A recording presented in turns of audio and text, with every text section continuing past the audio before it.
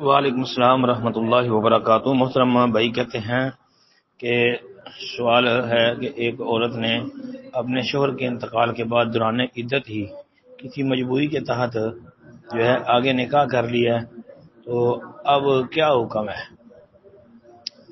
جی، اس کو 4 مہینے 10 دن جو ہے وہ جو عدت اس کے لیے تھی، اس کو چاہیے تھا کہ وہ عدت پوری کرتی، عدت کے بعد وہ کوئی نیا نکاح کرنا چاہتی تو کرتی۔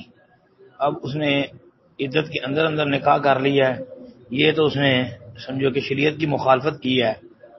ہاں، اس اعتبار سے تو وہ گناہگار ہے۔